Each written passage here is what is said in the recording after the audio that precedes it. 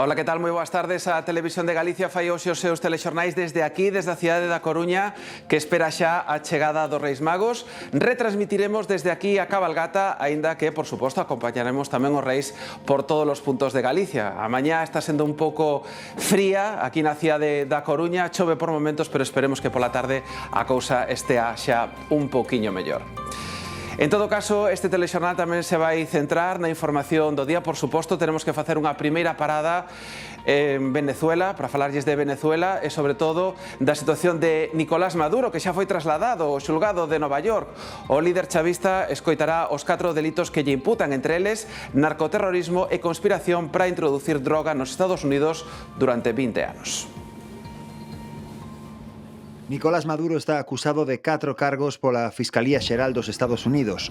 2 están relacionados co tráfico de drogas, conspiración narcoterrorista e conspiración para importar cocaína. E os outros 2 coas armas, posesión de ametralladoras e posesión de dispositivos destrutivos. O documento de 25 páxinas publicado polo Departamento de Xustiza norteamericano relata os abusos cometidos polo chavismo en Venezuela desde a súa chegada ao poder en 1998, así como a corrupción das institucións do país e os plans do seu último líder, o propio Maduro, de inundar os Estados Unidos de droga. O texto imputa tamén a súa muller e o seu fillo, ademais do ministro venezolano do Interior, Diosdado Cabello, e o líder da banda Tren de Aragua, coñecido como Niño Guerrero. Nicolás Maduro permaneceu recluído desde o sábado no centro de detención metropolitano do barrio neoyorquino de Brooklyn, do que saiu esposado hai cousa dunha hora. Ás 6 da tarde, en Galicia, mediodía en Nova York, Maduro comparecerá ante o xuíz superior do Distrito Sur, Alvin Hellerstein, que leva case 3 décadas no cargo tras ser nomeado por Bill Clinton. O maxistrado de 92 anos ten experiencia en casos de moita repercusión tras levar, entre outros, o proceso contra o produtor de cine Harvey Weinstein ou o do exabogado de Donald Trump, Michael Cohen.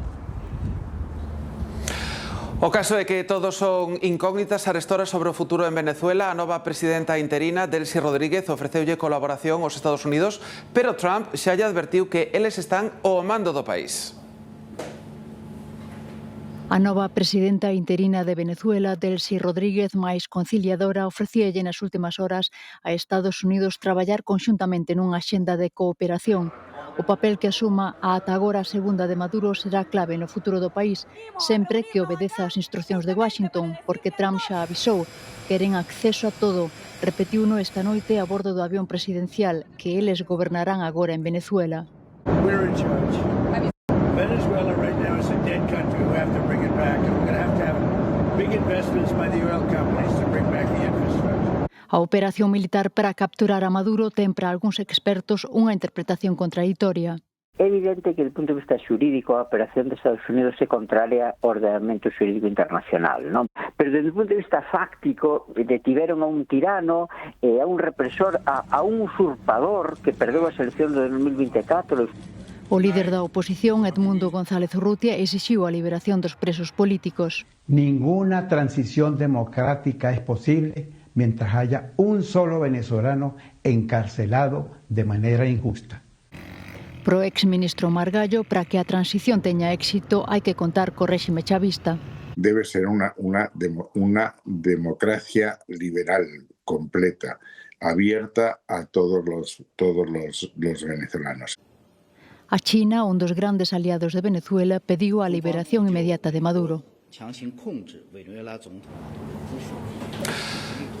O goberno español considera o acontecido en Venezuela unha acción contraria ao dereito internacional e di que a solución non debe impoñerse dende o exterior. Mentres, o Partido Popular aplaude a caída de Maduro e asegura que o mal foi derrotado. Xosé Manuel Ares. Carlos, o goberno español insiste en rexeitar a actuación dos Estados Unidos en Venezuela.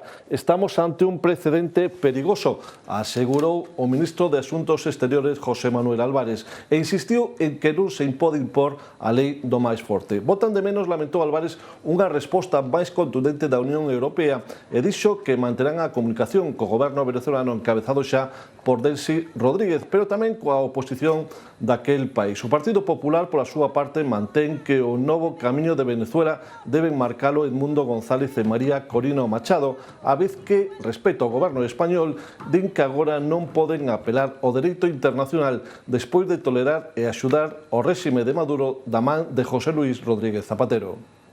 Que teño que ler. O goberno español sobe o ton na resposta ao acontecido en Venezuela. O ministro de Exteriores, José Manuel Álvarez, asegura que os Estados Unidos vulneran claramente o dereito internacional. Insisto, este es un precedente muy peligroso. No nos vamos a resignar en ningún momento a que se imponga la ley del más fuerte, la ley de la selva. A reacción inicial do goberno, moi tibia, segundo Sumar, provocara algunha discrepancia entre os socios. Es verdad que ya por fin ayer el presidente del gobierno introdujo por primera vez la palabra condena. O PSOE, na mesma liña que Álvarez, rexeita a vulneración do dereito internacional e defende que a solución de Venezuela debe pasar por evitar una posible escalada, apostar siempre por la paz, apostar por el diálogo y evidentemente rechazar cualquier invasión. O Partido Popular anuncia a creación dunha comisión de investigación no Senado sobre a actividade da SEPI, que pudo servir, entre otras cosas, para pagar favores a la dictadura de Maduro con rescates a empresas como Plusultra, Zapatero mediante. E recriminan tamén ao goberno a relación antes e agora co réxime de Maduro. Quien no tiene legitimidad moral para hablar de Estado de Derecho y Derecho Internacional es quienes han estado amparando, cuando no apoyando, al régimen criminal de Maduro, y ese es el gobierno de España, de la mano del Partido Socialista y con Zapatero al frente. E lamentan que avalen a Delcy Rodríguez ao fronte do goberno. O PP defende que o camiño á democracia en Venezuela debe pasar por María Corina Machado e Edmundo González. Sobre Venezuela tamén se pronunciou hoxe a Unión Europea. Consideran que esta é unha oportunidade única para unha transición cara á democracia, pero que esa transición debe incluir a María Corina Machado e a Edmundo González. Dende a Comisión consideran que hai que respetar a súa legitimidade porque foron elixidos democráticamente. Aquí en Galicia hai alegría contida entre os venezolanos que viven aquí. Estamos falando dunhas 22.000 persoas. Confían en que Venezuela viva unha transición democrática. Una montaña rusa, o sea, alegría, preocupación, esa sensación de es verdad lo que estoy leyendo, porque es que mi teléfono estaba como loco. Así viven os venezolanos residentes en Galicia a situación en Venezuela. Incertidume, esperanza e tamén medo polo que poida acontecer. Os seus familiares no país tamén lles falan de entusiasmo e precaución. Hay temor por la seguridad. Hace 2 días las gasolineras cerraron, los supermercados estaban cerrados, ayer abrieron y los anaqueles se vaciaron. Entonces el que consiguió, consiguió, ¿no? Hay gente que iba al centro de Caracas, al gran mercado, lo consiguieron cerrado. De manera que lo que hay es sobre todo incertidumbre, miedo por la seguridad. As incógnitas céntranse na situación política e institucional en Venezuela. Valoran a intervención de Estados Unidos como un rayo de esperanza. Es el mejor escenario que viene desde hace muchos años que nosotros estábamos esperando, es que la capturen a Maduro, que es el cabecilla de esta banda narcoterrorista, y ahora esperamos una transición. No va a ser fácil porque son 26 años de régimen, una transición, claro, tutelada por los Estados Unidos. Seguro es, primero, una salida negociada del régimen mejor que otro ataque, creo que eso es lo que está en juego. Y luego esa salida negociada lo más ordenada posible. Son conscientes de que o réxime aínda continúa no país e case sen dormir seguen expectantes as noticias a través dos medios de comunicación. Case 32.000 galegos residen alá en Venezuela, teñen unha condición única no mundo. Prácticamente todos están vencellados a algún centro galego. Eses centros son a mellor rede de comunicación ca Xunta, que está preparada para enviar fondos de emerxencia se fose necesario. Non temos embaixadas, non temos consulados, pero sí temos a esos centros galegos e temos a esos galegos a través de diferentes tipos de asociacións que permiten chegar en tempo real e por eso agora estamos en expectativa e se hubiera que actuar teríamos capacidade para actuar a través de axudas de emergencia ali onde fose necesario. En canto á política en España, seguen xurdindo voces críticas con Pedro Sánchez dentro do propio PSOE. Un dos deputados socialistas no Parlamento de Castela-A Mancha pide unha reflexión. Yo creo que aquí todos y cada uno de nosotros y de nosotras, y también el propio presidente del Gobierno, habría que plantear una reflexión y se valorará hasta qué punto el PSOE está en una situación sólida o, por el contrario, de dificultad para afrontar el gran reto territorial del año 2027.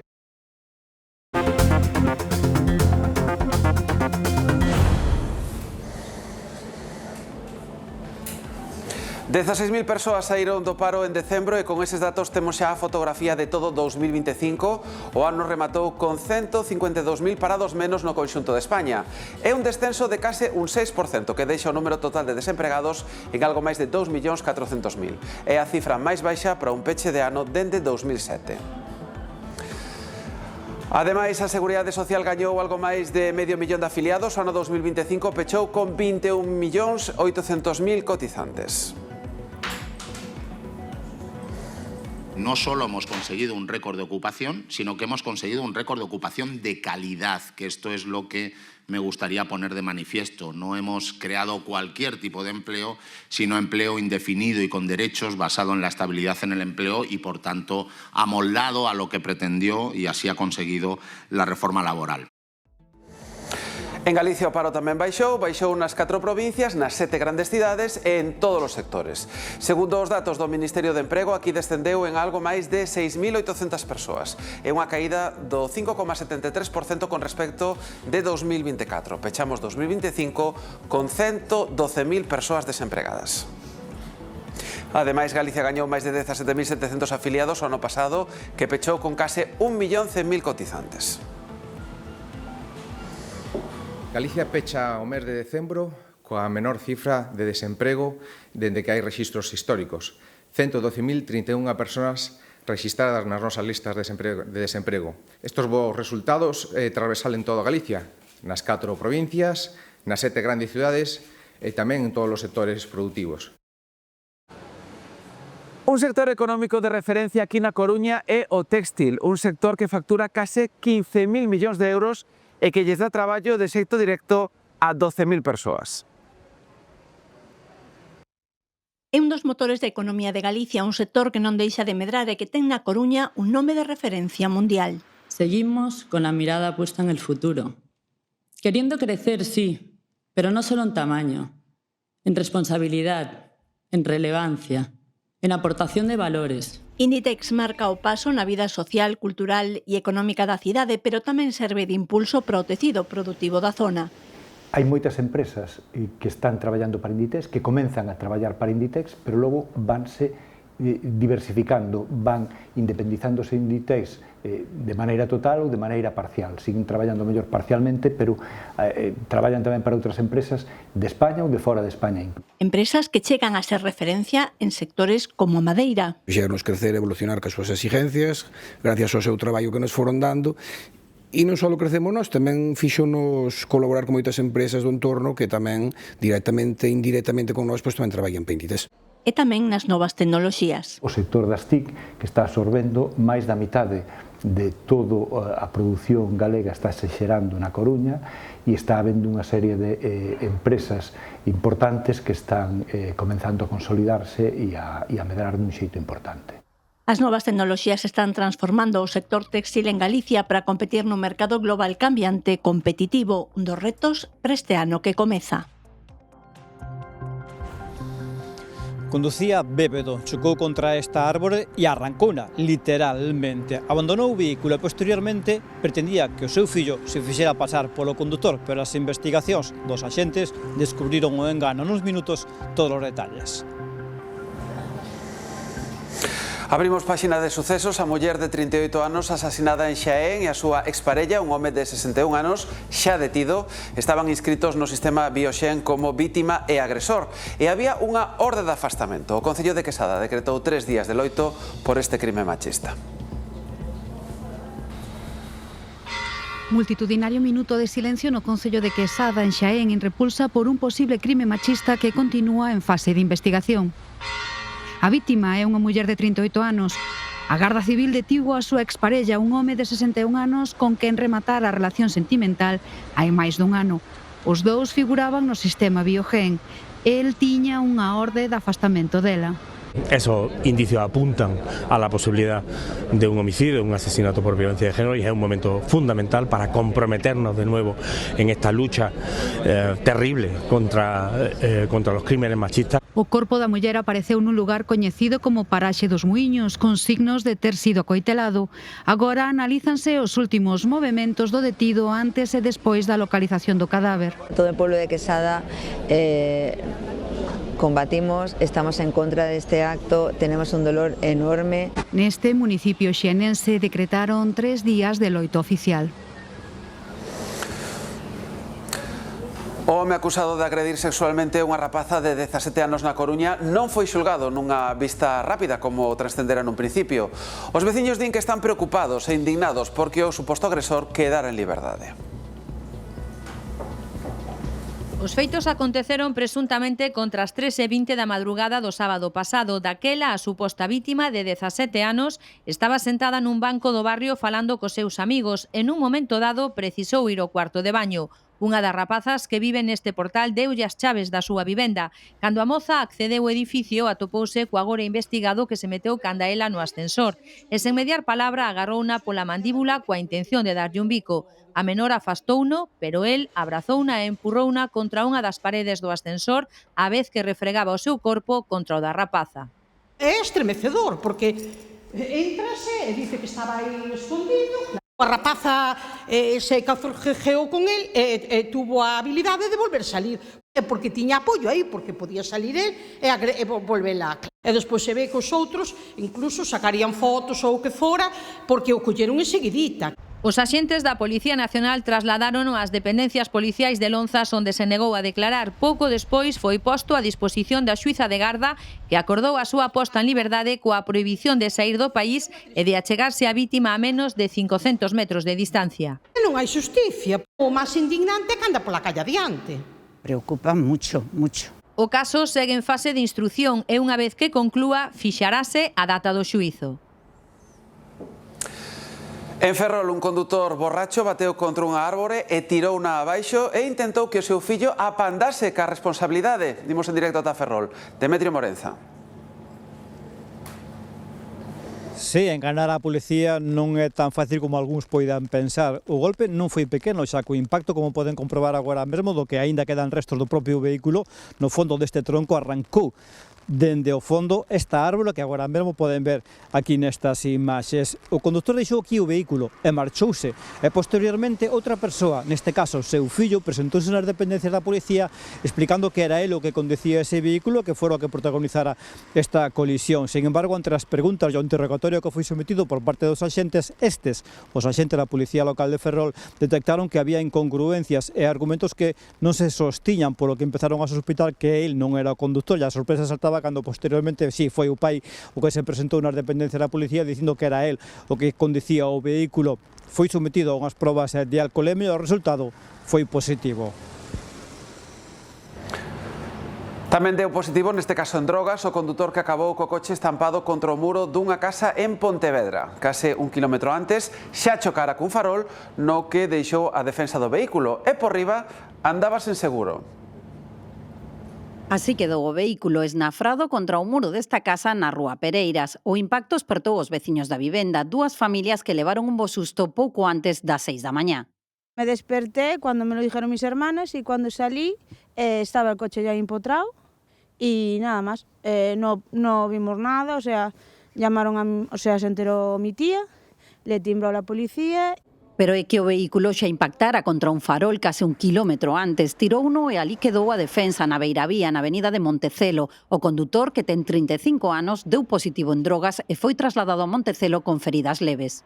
El chico estaba en la ambulancia, estaba en la furgoneta de la policía local, creo que era, y nada más, pues se llevaron al chico.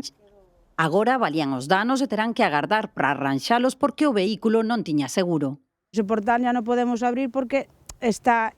Al chocar contra ahí hizo fuerza, entonces ya nos cae el muro porque está casi hasta un buen trozo que tendremos que tirar y volverlo a hacer de nuevo. A Policía Local xa instruiu dilixencias contra o condutor por estar baixos efectos da droga. O vehículo permanece custodiado no depósito municipal. Así era o máis aberto. Na Illa de Arousa, un veleiro e unha lancha impactaron contra o paseo marítimo do Cantiño. Ambas embarcacións estaban fondeadas no porto do Xofre. O forte vento do norte rompeulle os amarres, quedaron á deriva e acabaron batendo contra o muro de pedra. Afortunadamente, só houbo danos materiais.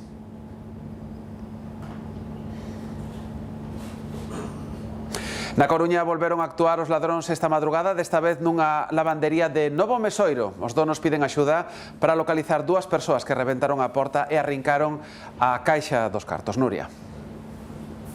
Sí, descoñécese polo momento a canto ascende o botín sustraído neste roubo, Carlos, que segundo as primeiras informacións tivo lugar ás 3 da pasada madrugada. Dúas persoas chegaron ata este establecemento do barrio coruñés de Novo Mesoiro, conseguiron forzar a porta e unha vez dentro arrancaron literalmente da parede a máquina na que os clientes introducen o efectivo para poñer en marcha as lavadoras e as secadoras. Están a espera de avaliar os danos. Como ven, o establecemento permanece pechado mentres non se subsanan os desperfectos. Como dicimos, descoñécese polo momento a canto ascende a cantidade subtraída e a investigación está en mans da Policía Nacional. Andalucía volve paulatinamente a normalidade despois do paso da tormenta Francis, que deixa inundacións, rescates e estradas cortadas nas provincias de Cádiz e de Málaga. As 300 familias desaloxadas na comarca do Campo de Xibraltar comezaron xa a regresar aos seus fogares. A EMET desactivaba a primeiras horas desta mañá as alertas para as provincias de Cádiz e Málaga relacionadas co paso de tormenta Francis. Máis de 400 incidencias se recibiron na Axencia Andaluza de Emerxencias, sobre todo procedentes da comarca do Campo de Xibraltar pola crecida dos ríos. A veces caen 4 gotas más, otras veces llueve bastante más. Como en esta ocasión ha llovido muchos litros en poco tiempo y bueno. Nesta zona, as 300 familias desaloxadas augas abaixo do encoro do Guadarranque recibiron a autorización para regresar ás súas casas. Tamén poden facelo os 17 veciños evacuados na localidade gaditana de Jimena de la Frontera. A principal preocupación é agora o nivel dos ríos polas escorrentías. Lo más importante es que no tenemos que lamentar ninguna incidencia por el momento, ni para la salud de las personas, ni para la seguridad de las personas.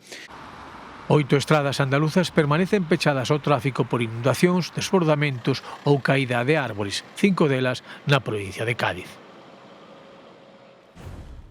Mentres, no centro e no norte da península, a alerta é por frío e neve, afectada por unha masa de aire ártico.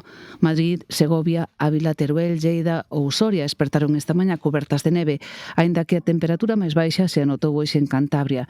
A carón dos picos de Europa rexistráronse 13 graus baixo cero. Alí, nalgunhas zonas, continúan en alerta laranxa e as temperaturas seguirán hoxe en descenso. En varias cidades de Castela e León non van chegar hoxe nin os 0 graus. A borrasca Francis provocou xa o corte de varias estradas. Contabilízanse máis de 40 estradas, todas da rede vial secundaria, que xa están afectadas polo temporal de neve e chuvia. As vías de Aragón, Asturias, Lleida, Navarra, Ávila e Salamanca son as que teñen máis problemas. Para facer fronte aos efectos das nevaradas, o Ministerio de Transportes ten habilitados máis de 270 equipos quitaneves. Protección Civil e Emerxencias aconsellan máxima precaución, sobre todo aquelas persoas que teñan pensado viaxar en coche, e aconsellan manterse informados, ademais de moita prudencia para non atopármonos en situacións complicadas. Na Serra de Madrid, a Garda Civil tivo que rescatar 10 persoas durante esta fin de semana. A previsión anuncia que nas zonas do centro e do norte da península durante as cabalgatas de Reis estarán en moitos lugares baixo cero, así que convén ir recibir as súas majestades ben abrigados. Ese avión viña cargado e creo que veñen outros, non sei, outros 20 ou 30 máis, o sea que sí, traemos para Santiago bastantes agasallas, sí. Con ese cargamento de xoguetes do que falaba Gaspar, aterraron os reis esta mañá no aeroporto de Santiago, listos para percorrer toda Galicia. E non foi o único sitio onde os vimos esta mañá, porque xa se andan movendo por todas as cidades, por todas as vilas, recoñendo as peticións de última hora e preparándose tamén para unha gran noite de traballo. Nuns minutos imos ver por onde andan. O arcebispo de Santiago reuniuse esta mañá en Roma co Papa, unha xuntanza que se produce a uns días de que a Santa Sé se reúna ca Conferencia Episcopal para perfilar unha posible viaxe a España do Pontífice este mesmo ano. Javier Romero. Pois así é, a Sala de Prensa do Vaticano e o Arzobispado confirmaron que tivo lugar este encontro, que foi o segundo encontro da mañá que tuvo o Papa León XIV, pero non sabemos aínda os detalles de esta xuntanza. O que sí que podemos sinalar é que, segundo fontes da Conferencia Episcopal Española, o venres haberá un encontro entre representantes da Igrexa Española e representantes da Secretaría de Estado para perfilar ese posible viaxe a España, que contempla un itinerario con distintas cidades. Barcelona, por exemplo, para culminar pola culminación das obras da Sagrada Familia, tamén no centro de España con motivo dos aniversarios de canonización de San Xoán da Cruz, e tamén dun santo moi importante para Perú como foi Santo Toribio. Outra das opcións é Santiago de Compostela. A última vez que un pontífice visitou España foi Bieito XVI no 2010. O Papa Francisco nos 12 anos de pontificado estivo en 66 países, pero non visitou España. Por tanto, haberá que esperar polo menos ata o venres para saber se hai máis novedades con respecto a ese itinerario e ver tamén que é o que din o Arzobispado de Santiago con respecto á xuntanza de hoxe. E hoxe desde aquí, desde a cidade da Coruña, queremos falarlles dos rótulos dos comercios, deses que forman parte xa do patrimonio urbano. Moitos están aí dende hai décadas, outros mesmos superan xa o século. É por iso que hai que conservalo, porque todos dan fe das gráficas e das modas de outros tempos. Na Coruña, por exemplo, un 80% dos rótulos máis antigos xa desapareceron. O tecido comercial constitúe unha parte importante das cidades e os rótulos son a súa marca de identidade. Simbolizan a personalidade de cada vila. Hoxe en día, cos rótulos tan homoxenizados pola xentrificación, polo turismo, etc., todas as cidades son iguais, prácticamente nos centros, cos rótulos das grandes marcas. Os rótulos dan fe das gráficas e das modas de outros tempos. A mí forman parte do patrimonio como calquera outra parte do mobiliario. O bonito tamén dos rótulos é cando se converten un pouco en lettering, é dicir, cando o propio nome da tenda, do establecemento, se converte casi nun anuncio comercial gracias á forma que adoptan as letras. Pero moitos deles desapareceron sen apenas decatarnos. Conservar sempre ayuda, ¿no?, a que se pueda reconocer mejor el impacto cultural que tiene en la memoria de la gente. En cidades como a Coruña, un 80% dos rótulos perdéronse e con eles toda unha estética urbana e unha maneira de ser. Que tivemos nunha época anterior onde se conservaban as cousas, onde un rótulo indicaba non só o comercio, sino todo un estilo de vida, todo un oficio de facer o rótulo tamén, toda unha forma de atender o establecemento, ¿no?, que agora se perdeu. Algúns deles están protexidos, pero son unha minoría. En Vigo, por exemplo, temos un protexido que é un anuncio de Pedro Domecq de Osborne, que está na Porta do Sol, un anuncio de Azulexio moi da época, de casi 100 anos, pero habería tamén que proteger aqueles que igual non son tan emblemáticos, pero que sí que forman parte do noso imaginario ou do imaginario dos nosos pais, non? Tal día como hoxe, con 76 anos de diferenza, falecían Ramón María del Valle Inclán e Isaac Díaz Pardo. Por iso, cada 5 de xaneiro se lle rende homenaxe no cemiterio compostelán de Boisaca. Entre os participantes na tradicional ofrenda floral estiveron autoridades como o Conselleiro de Cultura e a Alcaldesa de Santiago, representantes de distintas institucións culturais ou familiares destes dous intelectuais galegos.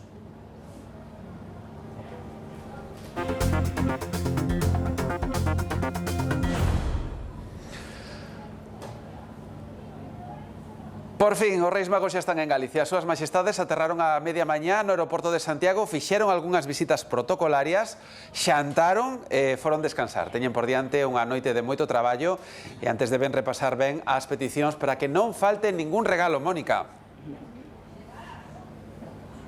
Pois así é, estábamos moi pendentes dese voo RMO 0501 procedente de Oriente que aterrou puntual neste aeroporto Rosalía de Castro de Santiago. A bordo viñan os Reis Magos, Melchor, Gaspar e Baltasar. Para nós non foi unha sorpresa porque os paxes, os encargados de protocolo, avisaran as autoridades e nós xa tiñamos esta convocatoria oficial.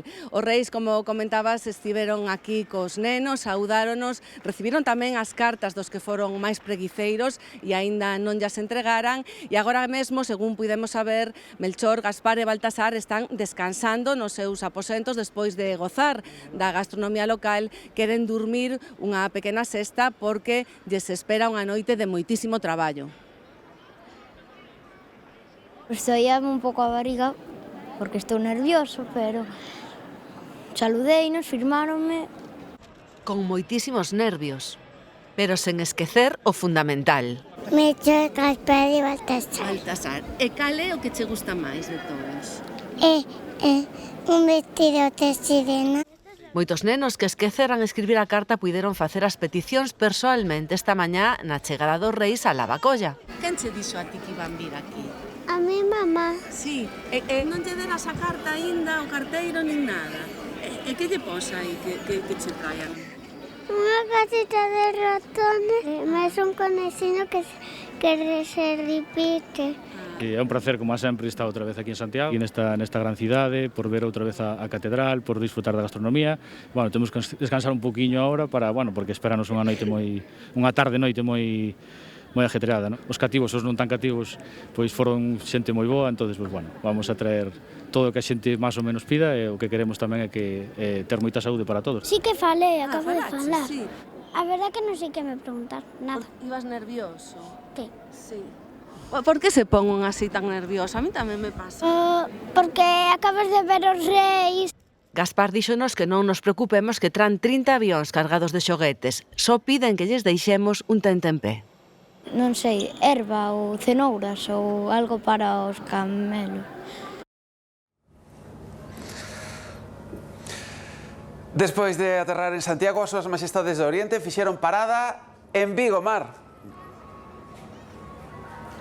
Melchor, Gaspar e Baltasar estiveron nas súas carrozas recibindo os saúdos dunha multitude de nenos e maiores que non quixeron perder a oportunidade de lembrarlles as súas peticións para esta noite. A cabalgata estática é xa un clásico en Vigo dende a pandemia, cada ano, como vemos, con máis éxito. As 10 carrozas inspiradas no mundo da maxia e a fantasía permanecerán aquí na avenida de Castelao ata as 6 da tarde. A esa hora sairá a cabalgata tradicional cun longo percorrido que rematará na Porta do Sol, onde as súas majestades recibirán as chaves da vila de mans do mesmo alcalde para que podan deixar os agasallos esta noite sen problemas en todas as casas de Vigo.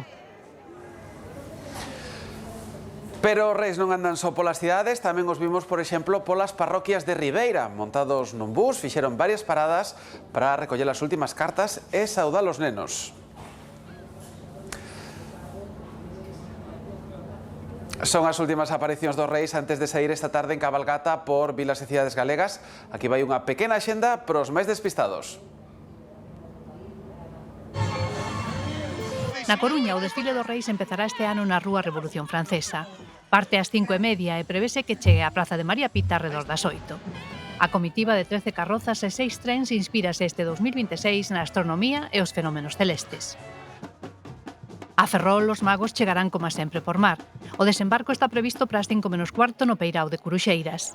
Ali farán unha primeira recepción e a partir das 6 empezan a cabalgata desde a Rúa Venezuela ata a Casa do Concello. Tras a recepción real desta mañá no aeroporto da Lavacolla, os magos deixaránse ver de novo esta tarde en Santiago. Parten ás 5:30 da Praza da Mercede de Conxo e teñen previsto chegar ao Obradoiro arredor das 7. En Vigo, Melchor, Gaspar e Baltasar e o seu inmenso séquito sairán ás 6 en coche da Avenida Castelao ata a Praza do Bicentenario. A partir de aí seguirán a pé ata a Porta do Sol. En Pontevedra, a cabalgata real fará o percorrido habitual de todos os anos a partir das 6 da tarde desde a Avenida de Lugo ata a Alameda.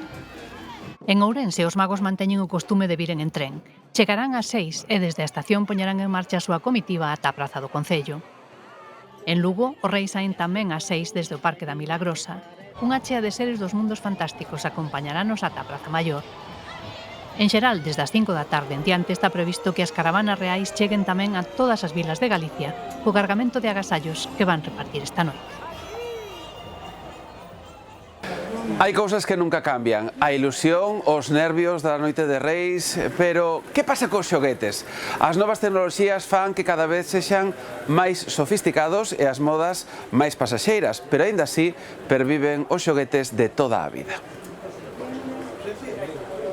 Hai 30 anos, os que daquela eran nenos soñaban con... O que todo o mundo quería. Moi pequena, pois o carriño de bebé, o bebé... O forte, con os indios, os vaqueiros e tal. Eu en concreto teño a lembranza de cando me regalaron a miña primeira bicicleta. E hoxe, as cartas aos Reis Magos están cheas de... cosas de Pokémon, Super Things... A tecnoloxía impón novas regras.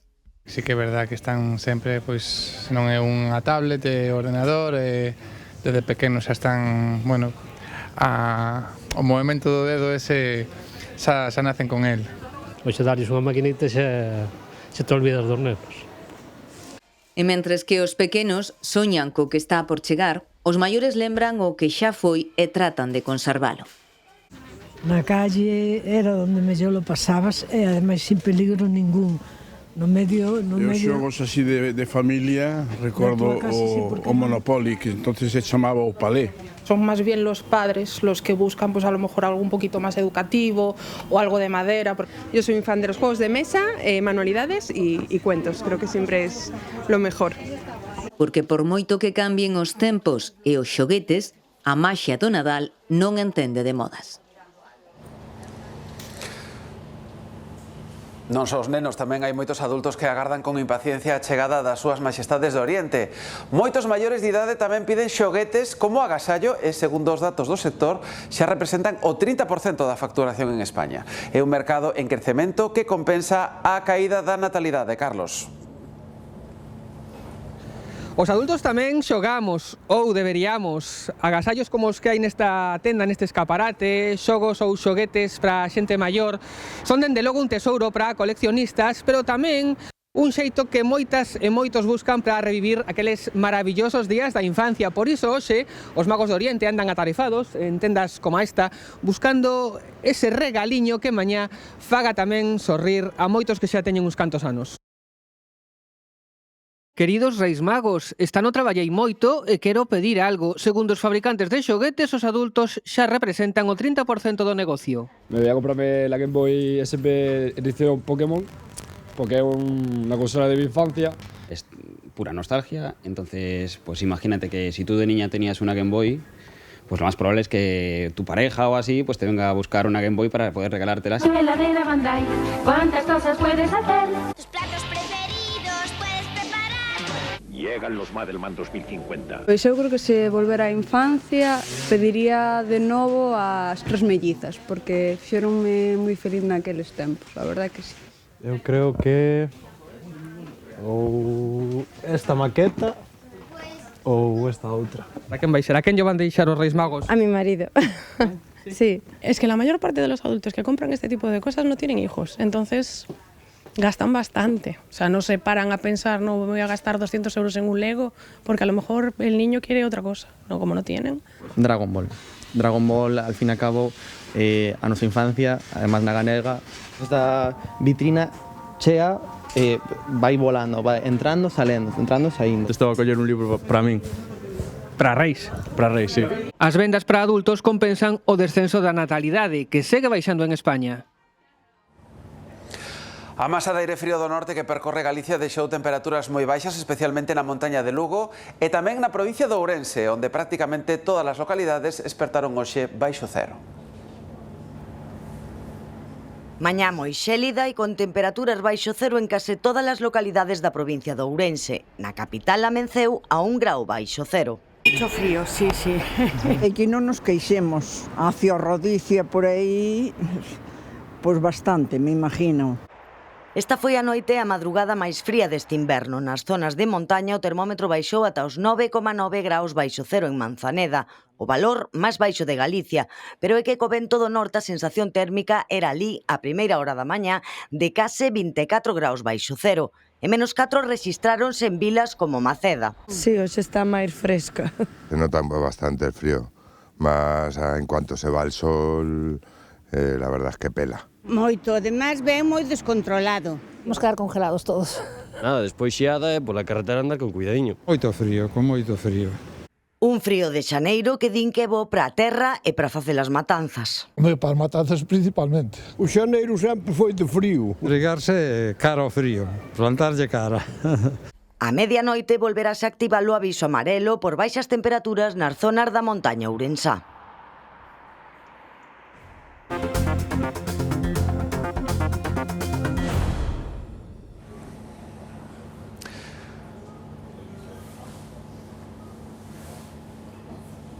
Nunhas horas o sorteo extraordinario da Lotería do Neno repartirá máis de 700 millóns de euros. Se queren probar sorte, aínda están a tempo de mercar décimos. Cintia. Sí, xornada de moita actividade nas administracións galegas. E é que aqueles que non tiveron sorte ca Lotería de Nadal proban agora fortuna co sorteo do Neno. E é que en Galicia gástase case 20 euros por persoa, unha cifra que está por riba da media estatal. E en que o premio sexa inferior ca Lotería do 22 de decembro, esta cifra segue sen desgustar a ninguén, xa que falamos de nada máis e nada menos que 200.000 euros ao boleto. E é que o ano pasado en Galicia xa se repartiron case 4 millóns de euros repartidos nas 4 provincias entre o segundo e o terceiro premio, así que agardamos a ver que sucede mañá. Pois para que non perdan detalle do paso dos Reis por Galicia, na Televisión de Galicia temos un programa especial a partir das 7:30 da tarde e despois, para que a espera se faga máis levadía, poderán bailar toda a noite cas nosas celebrities ao ritmo dos personaxes favoritos da nosa infancia. Rapaces e rapazas de Galicia, portastes vos ben este ano? Porque hoxe chegan os Reis Magos. Esta tarde recibe con nós as súas maxestades a partir das 7:30 en directo, dende a Coruña. Teremos a oportunidade de seguir a comitiva real dende a súa saída ata a chegada á Praza de María Pita e falar cos protagonistas da noite, Melchor, Gaspar e Baltasar. E mentres esperamos os agasallos, bailamos Celebrity. Os 12 participantes bailarán as cancións máis coñecidas do Nadal. All I Want for Christmas, interpretada por todos os concursantes, Let It Snow con Eddie e Noelia Rodríguez, e Last Christmas, bailada por Eva Iglesias e María Mera. E eles tamén abrirán os seus agasallos no plató. Cabalgata de Reis pola tarde e bailamos Celebrity pola noite. Este 5 de xaneiro no teu fogar, na Televisión de Galicia.